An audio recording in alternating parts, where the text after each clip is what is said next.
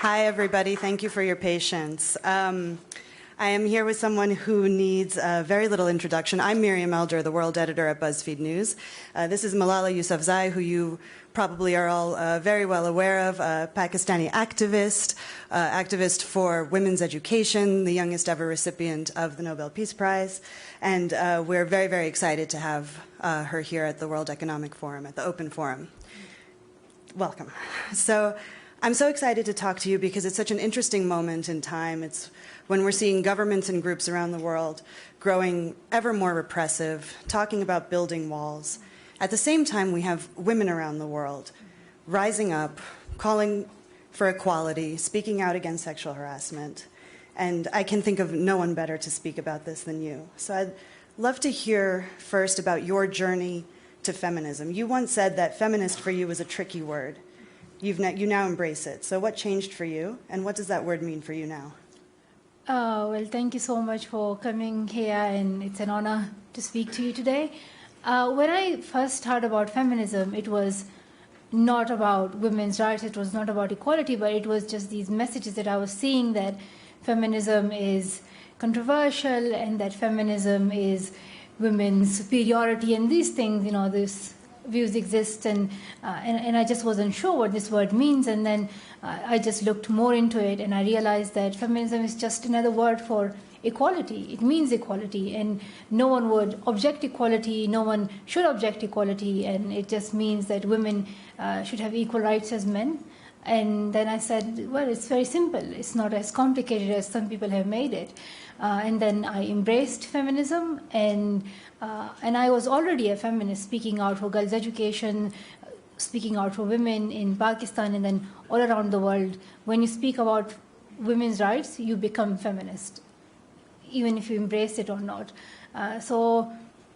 And right now, looking at the world and how women are standing up and raising their voice, whether it's Time's Up or Me Too, or this movement is building up by women, and they are realizing that their voice is so important to the change that they want to see. And I said it long ago at the UN speech that first we wanted men to do something for us, but like that time is gone now. We're not going to ask men to change the world. We're going to do it ourselves. We are going to stand up for ourselves. We are going to raise our voices, and we are going to change the world. So I really encourage women and girls to speak out against any discrimination, any violence that they see in their community, in their society.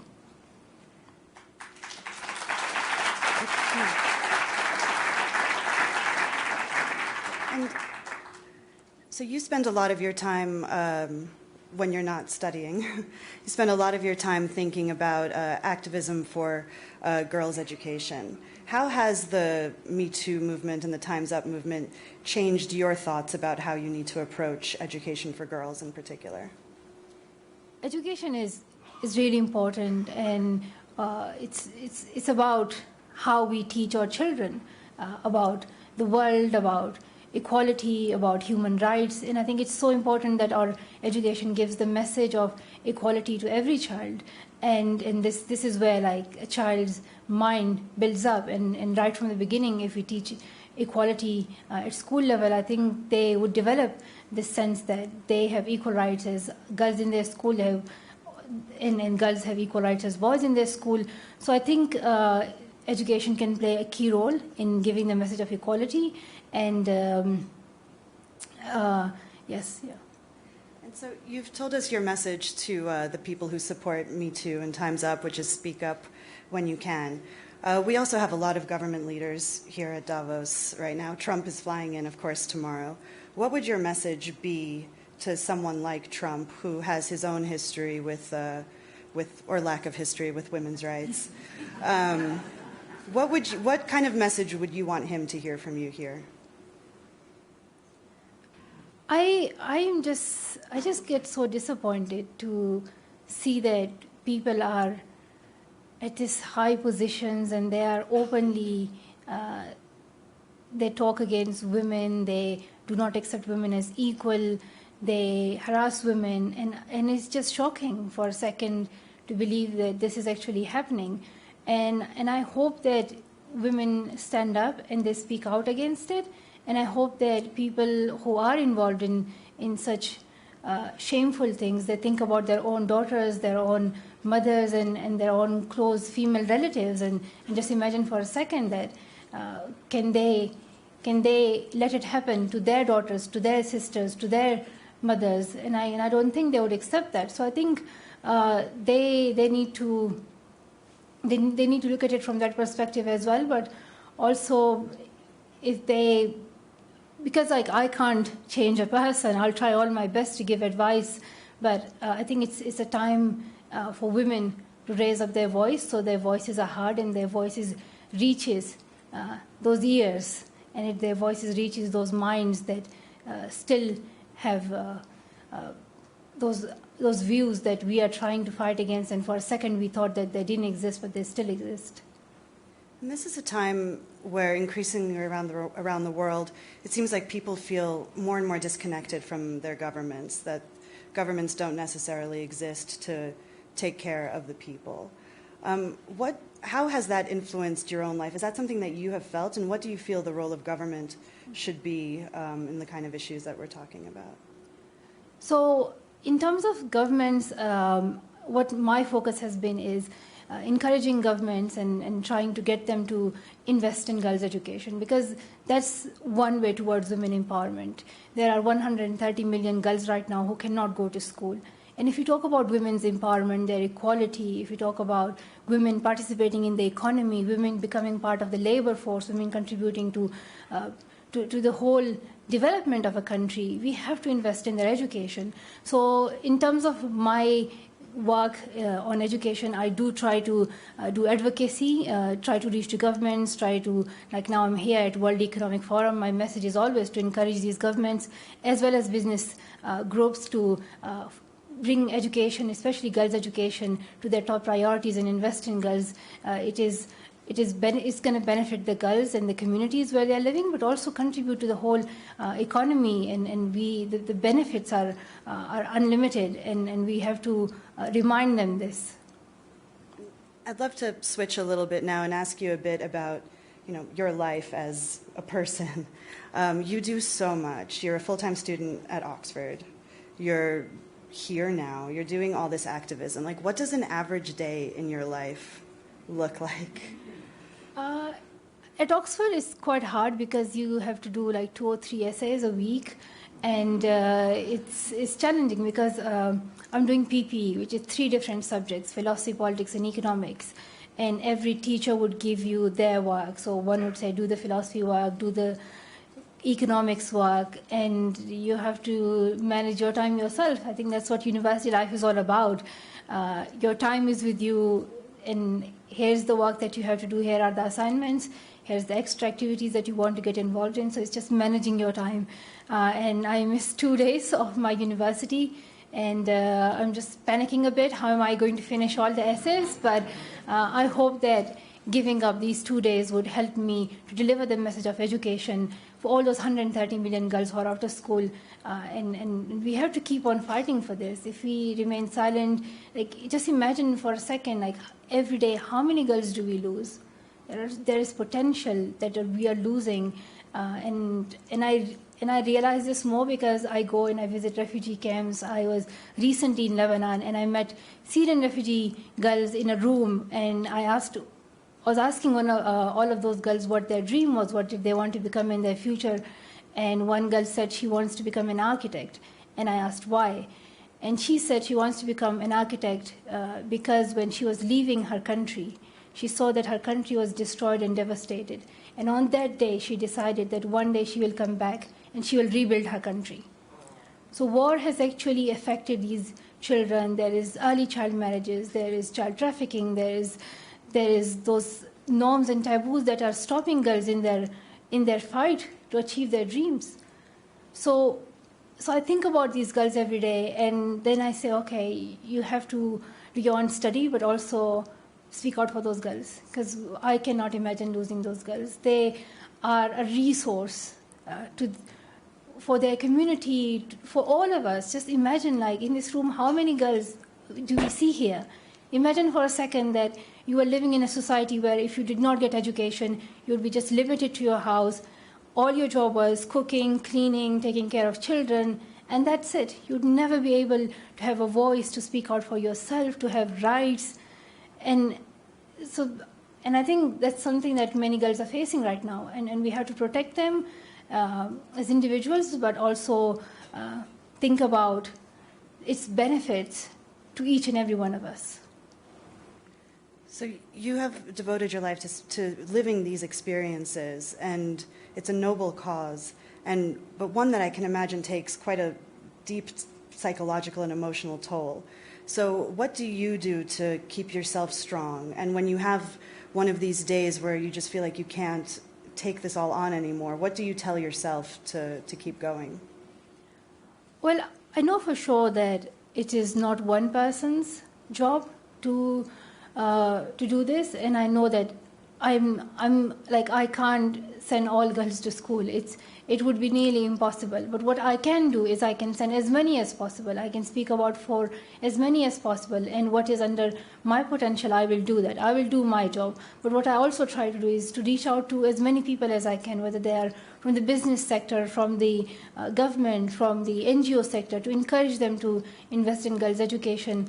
And I think it's just reminding everyone that they can also have a role in this, whether it's media, whether it's business or governments, that they all can play a role in this. And it's a responsibility that we all should realize, that we can all participate in this, and we can all contribute to this. So it can be stressful sometimes, and because you want to change the world in a day and you realize you can't. But as you keep on going, and like 5 years when I started Malala Fund, I just did not know what to do, and I said I want all girls to go to school, but how to get them in school. And now, looking back 5 years, we have done projects in Pakistan, in Afghanistan, in Lebanon, in Jordan. We are expanding to Mexico. We have done work in India. We have done film campaigning. We are empowering local leaders and local advocates, which we call the Gul Makai Network. We named it Gul Makai because this was the pen name that I was using for my BBC blog. And we are introducing girl advocate programs. So things are happening, and more girls are speaking out for themselves, and we are encouraging local advocates to bring change in their community. So I do see change, and I am hopeful, I am positive. So I asked Twitter what questions I should ask you, and there was one that came back over and over and over again. And people are really curious to know where you draw your inspiration from, and particularly which books you are into. I really like reading stories of women and girls, and one book that is always my favorite was The Alchemist, and it was just staying true to your goals and try to keep on moving, even though you may face many difficulties in your way, but you have to keep on moving. And that is something that I'm doing. I just keep on moving. But also I read a story about Meena, which was an Afghan hero, and it was an inspirational book of how this woman struggled for women's rights and equality. And Parwana's journey and The Breadwinner. So I really like reading about girls' stories who have overcome challenges in their lives and who have fought for their rights. You are such a public figure. Is there anything that you miss from not having the privacy that you once had? I think, yeah, if you go out and if you are, I don't know, you have to be just careful, because if people recognize you, then they know it's you. So you have to be careful. But I do have friends, and I have 2 younger brothers. So I try to stay normal. I am a girl, and I'm a student, and I am 20 years old, and I want to have my social life at university. I want to have my social life with my friends. I want to have my social life with my brothers, which is fighting. And so I do go to maybe cinema or go and play mini golf. So I try my best. This is probably the worst question for a college student, but what are you thinking for the future? Will you stay in the UK? I know, I'm sorry. But are you thinking to stay in the UK or? To be honest, for university, yes, for sure I'm staying. But hopefully, if the work is not too bad and I can manage it, yes, of course I'm staying for that. But after university, I just don't know. Probably yes, but I hope that I can go back to Pakistan sometime and see my country, because it is just so hard if you haven't seen your home, your relatives, your friends for more than 5 years. And it wasn't that I left that country by choice. It was the circumstances that forced me to leave. So I want to go back to Pakistan, and I don't know. My father wants me to study further and, like, I don't know, do masters and PhD, and he wants me to, like, stick to university. And I'm saying no. I want to maybe do some more work and explore more after I finish my PP degree at Oxford. And what for you has been the most challenging thing, the most difficult thing in communicating your message, would you say? So I have, I deliver my message at different platforms. I go and I speak at refugee camps to parents and girls. I go and I speak at schools in Lebanon and Jordan. I go and I speak at business communities. I speak at global forums. There's World Economic Forum. I go and I meet prime ministers and presidents. So I'm speaking at different events, and the challenges vary depending on where you are. And I think one of the biggest challenges is just getting enough funding for education. There's lack of funding, there's lack of investment in education. Funding towards education is declining. Every country is cutting their aid towards girls' education, and we have to keep pushing for this. And I go to a refugee camp and I try to inspire young girls and their parents, and often, most of the time, it works. Parents say, yes, we want our children to go to school, but there is not a school nearby, or there are not enough teachers, and then you say, oh, you also have to then advocate that there is enough funding, so there are schools available, there are enough teachers available, and I hope that our leaders realize that they have to invest in education, they have to provide enough funding towards education, so that we don't lose this future generation, this potential that we have. The number is in millions, so we have to keep on reminding them, and I think that's one of the challenges. I think it should be easier for, like, prime ministers and presidents, because I haven't met a single prime minister who would not send their own children to school. All of them send their children to school. Their children go to university. They do not need any explanation for how important education is. But when it comes to the rest of the world's children, then they struggle a bit of how education is important. So it's something that you have to keep on reminding them. And so we have a lot of students in the room. What would your advice be to them? How can they help your cause? So I started speaking out when I was 11 years old. And I had no idea if my voice can have an impact or not. But soon I realized that people were listening to me, and my voice was reaching to people around the world. So change is possible. And do not limit yourself, do not stop yourself just because you are young. And often we think that you have to become prime minister or president or a CEO to be the change maker. No, you don't. You can bring change at any point, at any age you want. It is any action that you take is useful.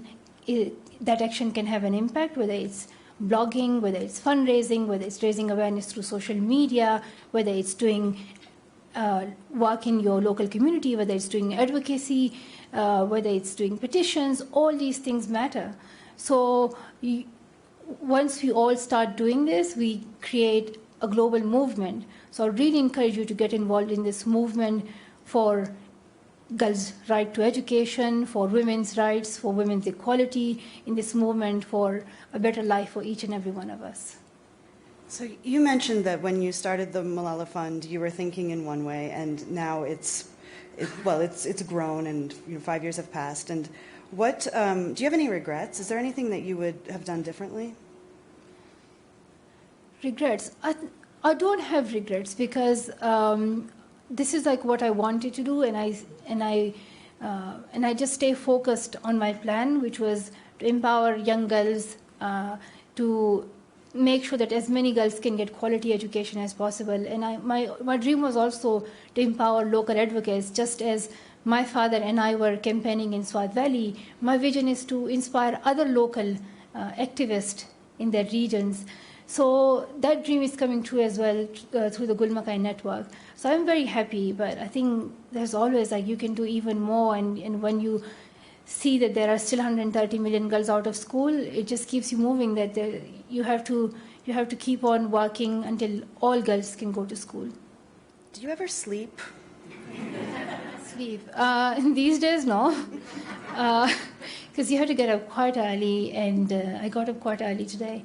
And at university, I try to, but sometimes you are with your friends and you stay up till late, and then in the morning you have early lectures, and I have to walk half an hour to the lectures. So sometimes I just can't make it. You just can't do it. It's hard to get up early in the morning. I'm not a morning person. I would happily get up at 12 or 1 p.m. Sometimes I get up and I say, I didn't see morning today.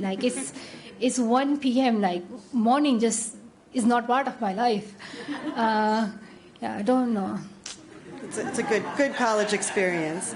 I'd love to open it up to questions from you guys. I'm sure that you have plenty. I think that we have translation somewhere, and if you're not speaking English, I'll just repeat the question. I see someone is very excited right there. Good morning, everyone. Malala, my name is Federico, and I'm a global shaper from El Salvador and a proud feminist. My question for you is, what word of advice you hear around the world giving to girls and women that you actually don't agree with or challenge? What advice that people give to women that I don't agree with?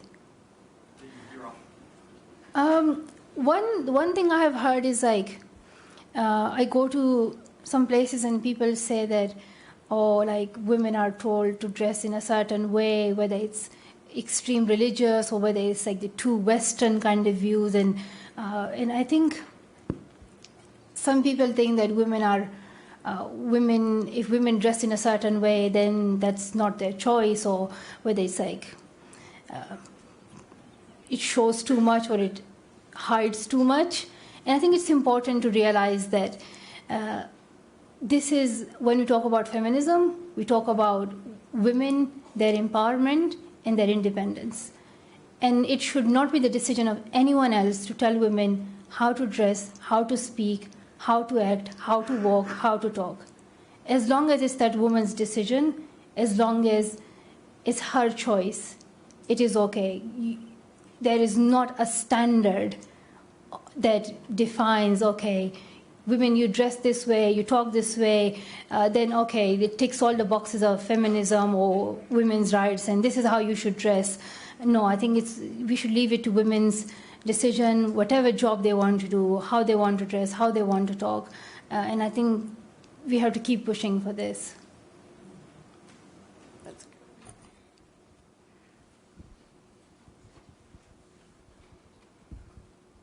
Thank you. My name is Alicia. I'm a mother of 2 young girls. We live here in Switzerland, which is quite a privileged place. We love your stories. They have your books and seen your movies. Thank you. And I asked them if I could ask one question to Malala, what should I ask? And they said, why did you fight so hard to go to school? Mm-hmm. And I think that that's a question we probably all know the answer to. But how do I explain to young girls who are in a privileged position, first of all, why is it so important to go to school? And how do we teach them the empathy when they come from such a privileged place so that they can recognize, that not everybody is in the same position as them? Well, thank you so much, and thank you for getting the book. It's called Malala's Magic Pencil. And what I wanted through this book was to inspire young children that they can bring change. They can use their voice, any skill or they have, whether it's art, whether it's painting or anything, they can change the world. So girls' education was important to me because when I was 11 years old, It was January 2009 when the Taliban announced on FM radio that no girl is allowed to go to school. And that was the moment when I realized that education was more than reading books and doing homework. It was about the empowerment of women, which the extremists realized before anyone else. They knew that women get empowered through education. They were not against these books and things. They were actually against women being empowered, women standing equal to men, women doing jobs, women being independent, women making their own decision. That was their problem. And they knew that women get that when they have education. So they recognized the importance of education, which unfortunately many leaders don't and many people don't. And that is why they stopped girls from going to school. And for me, it was shocking because I wanted to become a doctor at that time. And I knew that if I don't go to school, I won't be able to become a doctor. I would stay inside the house because for women to go outside, like education is in a way, in patriarchal societies, it is harder for women to go out, to earn for herself if she does not complete her education and can get a good job. But also, I was thinking that if I don't go to school, then it means I would get married at the age of 13 or 14. I would become a mother, become a grandmother, will have children, and just stay inside the four walls of these houses. And I would never get the opportunity to be myself, to be an individual, to be a woman. And that is something that I just could not imagine for a second. So I think it would be important for children to read stories of girls who have struggled for their education. There are many stories out there. On Malala Fund, we share stories of girls who are fighting for the right to go to school. So education is really empowerment for women. Education is a way for them to have their rights.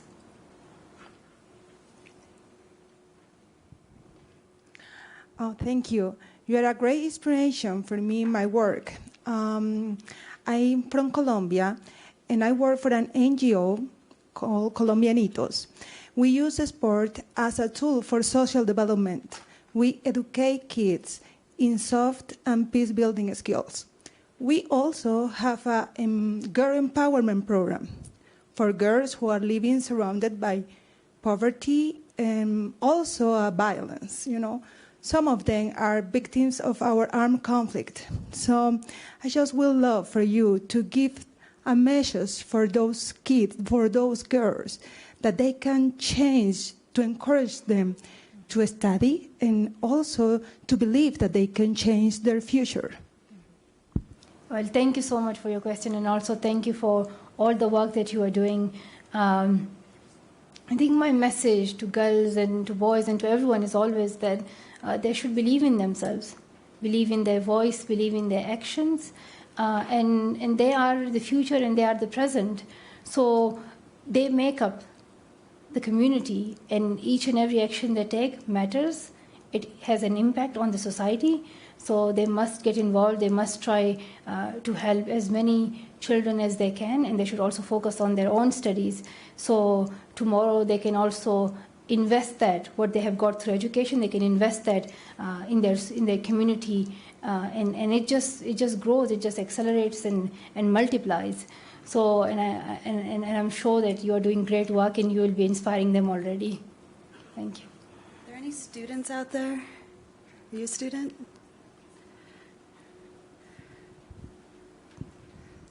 Good morning. My name is Camilla, and I'm also a student.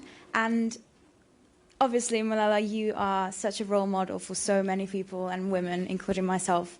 And I was just wondering, do you have a role model? Well, thank you so much for your question, Camilla. My role model has always been my father. And when we talk about feminism in men, I think he is the example that I can give. Firstly, because when I was born, and he named me after the Malala Yousafzai, who was the Afghan hero, and his vision was that she was the only Pashtun woman who was recognized by her own name. We don't have any other Pashtun woman hero. We don't know any except Malala. So he named me after her, and just with the vision that there was a Pashtun woman who was known for her heroism, who stood up and raised her voice. But also, like, when his cousin made a family tree and he brought it and it was all men's name, and my father wrote my name on a family tree, the first girl's name on a family tree. And so he was challenging society, he was challenging norms, he was challenging those taboos at each and every point in his life. He was not just speaking or writing an article, he was actually doing. He was a feminist who was taking action. So if he had not allowed me, I would not have been able to be here. I would not have been able to speak out. There were many girls who wanted to speak out during terrorism in Swat Valley, but their parents stopped them. Many girls wanted to do something, but their brothers did not allow them. So I'm really grateful to my father that he allowed his daughter to be herself, and also to my mother. She is a courageous, brave woman who tells both me and my father to continue campaigning for women's rights and girls' education, and then all the great people we had in our history, from Martin Luther King Jr. to Nelson Mandela to Benazir Bhutto, the Prime Minister of Pakistan, and many others, but also the girls who I meet in camps, in schools, in the trips I make. Their stories always stay in my heart, and they inspire me to continue my work for education. We're running just a little bit over since we started late, but I think we probably have time for one more question, and somewhere right there. Sorry, my name's Joey, and obviously you've embraced your own education in both the UK and Pakistan. And I was wondering, when you began your secondary education in the UK, if your approach to learning changed, or if for you learning has always been the same and will always be the same?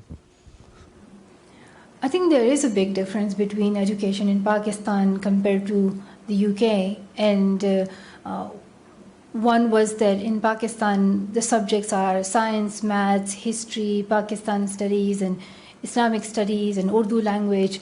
While in the UK, they had subjects like drama, like physical education, like music, and like cooking. And I said, wow, like, are these even subjects? These are considered to be like the extra work, which is not, you're not supposed to do them at school.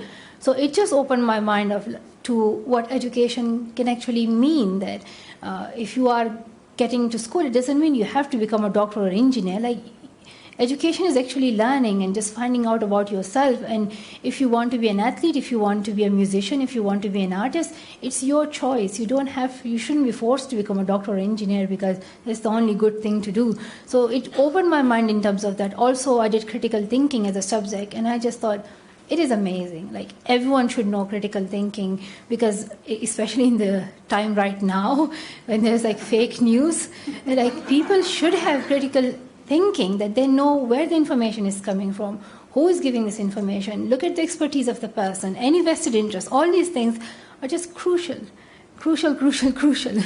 And and also the teaching environment, like in schools, they have PowerPoints, they have computers, students have access to iPads and other technology, and something that maybe is taken for granted here, but in our school we had only a whiteboard and a marker and just books. We didn't have access to computer. But it is changing now. There's technology is going into school, but technology can actually help a lot in education, digital learning. It can help in e-learning. Students who can't have access to school, maybe it can help those students as well, where they can learn online. So I have seen a big difference, and I think from that what we can learn is that how can we use these resources, this technology, in helping children who are in refugee camps, in helping children who are in the developing countries and need access to quality education. We might actually have room for one last one right there. Hello, my name's Anita. I'd like to ask, my question goes a bit to the question before.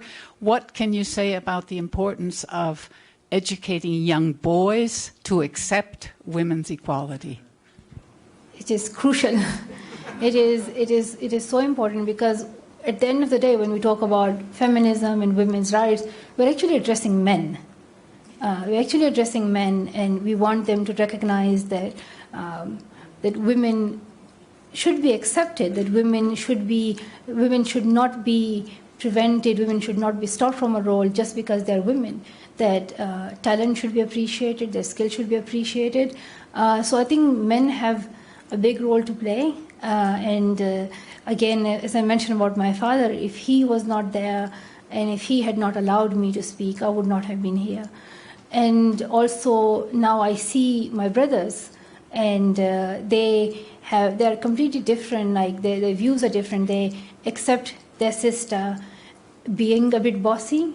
They accept their sister going to school, which was something that I still hear stories where I see that there is this young brother and all the older sisters, and like he's dominating the family, and he's telling his sisters like how to dress and don't go out and don't do this and like cover your hair or don't know these things. So I think we have to teach young boys how to be men, because that's what, to me, like in order to be a man, you have to recognize that that all women and everyone around you have equal rights as you, and that you are also part of this movement for equality. Well, thank you guys for all your questions, and thank you, Malala, for joining us. It was really wonderful to hear all your thoughts. Thank you.